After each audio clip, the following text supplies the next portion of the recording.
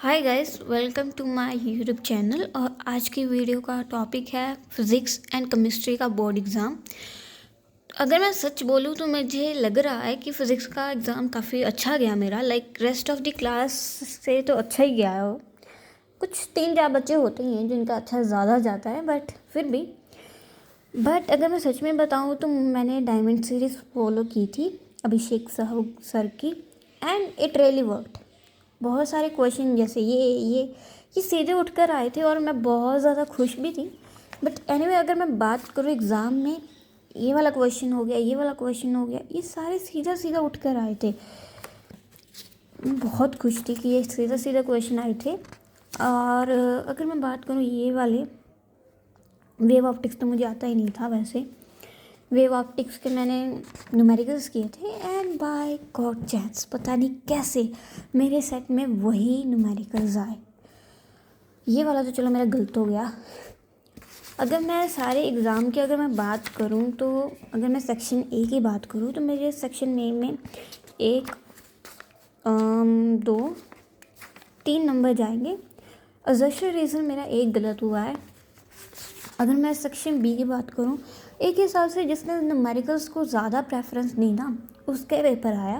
और मैंने ये भी एक नोटिस किया है कि PYQ और सैम्पल पेपर से ज़्यादा पेपर उठ कर आया। ये क्वेश्चन था, ये क्वेश्चन जो हमारा सैम्पल पेपर था ना, उसमें से उठ कर आ गया।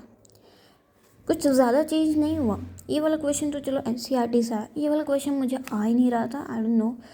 ये वाला क्वेश्चन अभिषेक साहू सर ने डायमंड सीरीज़ में करवाया था, और मुझे लगा ये कौन सा आने वाला है, बट 2 नंबर में आ गया।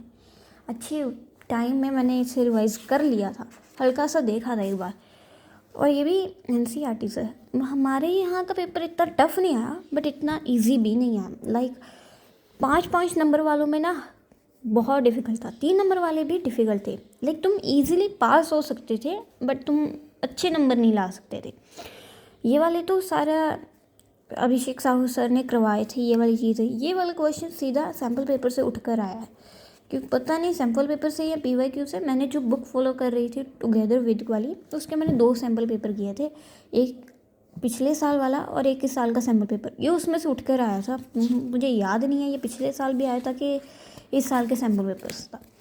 सबसे मोस्ट डिफ़िकल्ट पार्ट मुझे ये लगा, क्योंकि रे ऑप्टिक्स मैंने छोड़ दी थी। रे ऑप्टिक्स मुझसे हो ही नहीं पाई। अभिषेक साहू सर ने 3 दिन पहले या आई गेस 2 दिन पहले रखी थी, और मेरा टाइम भी नहीं लगा इतने सब कुछ में कि मैं रे ऑप्टिक्स को कर पाऊँ। और उसके बाद half wave rectifier and full wave rectifier तो बहुत ईजी था। ये वाले क्वेश्चंस जो 3 थे ना, ये 3 और एक ये मुझे डिफ़िकल्ट लगे। हाँ, इसमें चाहे और की ऑप्शन थी, बट मुझे फिर भी डिफ़िकल्ट लगा, क्योंकि ना ये मेरा ये निकल रहा था या ना मेरा ये निकल रहा था। कोशिश की बट नहीं निकल रहा था। आंसर मेरा माइनस में आ रहा था, और मुझे समझ नहीं आ रहा था माइनस में कैसे आंसर आ रहा है। हमारे केस स्टडीज़ मुझे बहुत इजी लगी। इजी थी, कोई कर सकता था। अगर तुमने अच्छे से डायमंड सीरीज फॉलो की है, सर के 1 शॉट्स देखे, तो तुम्हें ये इजी लगेगी। बट अब बात आती है सेक्शन ई की, जो बहुत डिफ़िकल्ट था, जो सिर्फ न्यूमेरिकल से बना था। जब मैंने सेक्शन ई खोला ना, सबसे पहले मैंने पेपर उल्टा खोला, और उल्टा खोलते ही ना सबसे पहले मेरी नज़र पड़ी इनके, और मैं रे ऑप्टिक्स छोड़ कर गई थी, और ये 5 नंबर का सवाल आया। अब मैंने क्या किया, मैंने दोनों कर दी, बट मैंने फिर देखा ये भी सेम है, ये भी सेम है, और इसमें न्यूमेरिकल है। और मुझे जिसने थ्योरी, अगर ये इसमें डेरिवेशन भी आ जाती ना 5 नंबर में, तो मुझसे वो भी नहीं होनी थी। ये दोनों पार्ट्स मैंने कर दिए। दोनों का पहले पार्ट तो बिल्कुल सिमिलर था ना, तो मैंने कर दिया।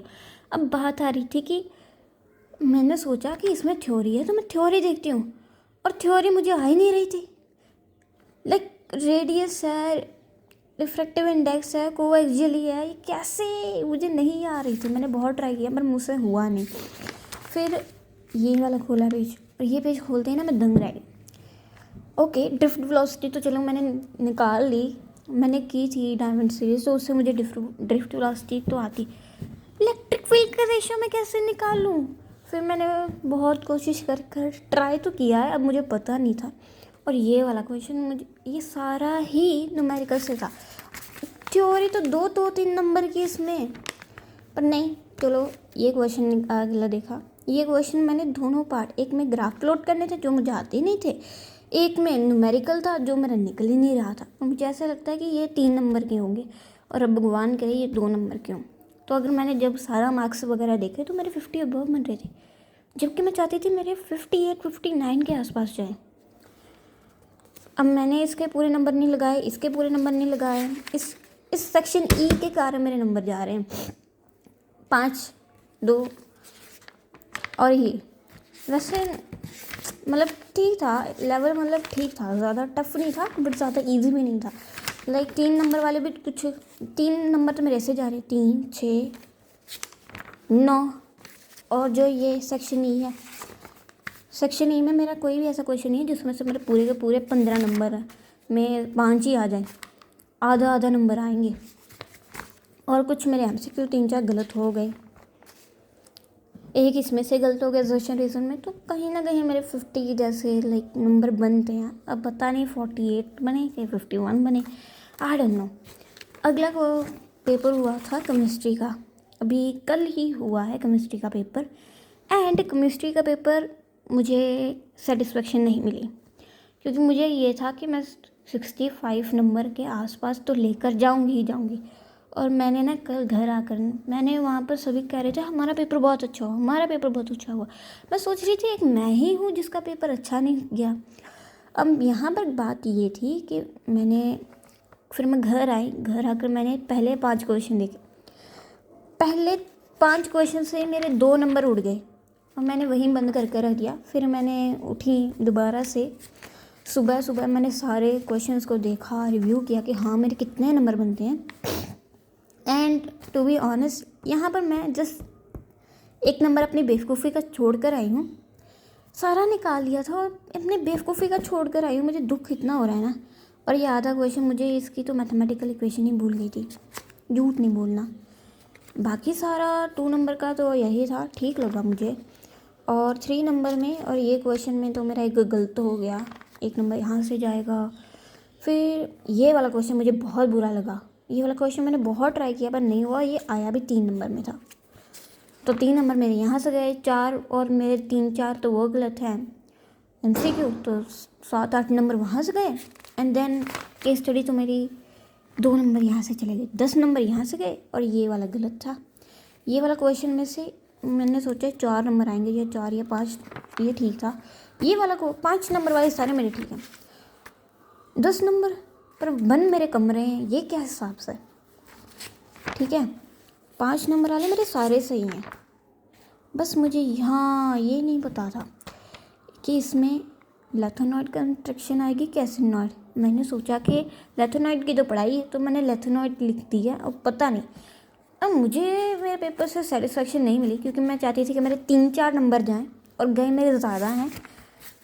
जब मैंने अपना नंबर देखे थे तो हाँ 59 के आसपास मेरे नंबर बन रहे थे। अब अपना रोल नंबर नहीं बताऊंगी, sorry.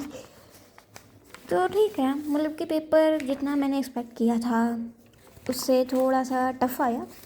Tough in the sense कि अगर ये 3 नंबर वाला कोई क्वेश्चन बता देता ना तो हो जाना था, सब कुछ हो जाना था।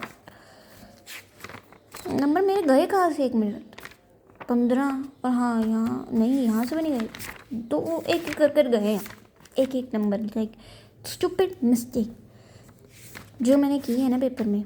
एक बार तो मैं पेपर में ना, फिज़िक्स के पेपर में पैनिक कर गई थी और फिर से मैंने अपने आप को शांत किया। इसी हाल भी केमिस्ट्री में भी मैं हुई हूँ। और अगली बार मेरा पेपर है 8 तारीख को मैथ का, और मेरे हमेशा मैथ में ज़्यादा नंबर जाते हैं। प्री बोर्ड में तो मैं बहुत ही ज़्यादा गई गुजरे नंबर गए थे मेरे, इतने कभी कम नंबर आए नहीं हैं। और यही कोशिश रहेगी कि अब जो 7 दिन बचे ना, इन 7 दिनों में फोड़ना है, कुछ भी कर करना है। तो अच्छी लगी हो वीडियो लाइक करना, चैनल को सब्सक्राइब करना। बाय।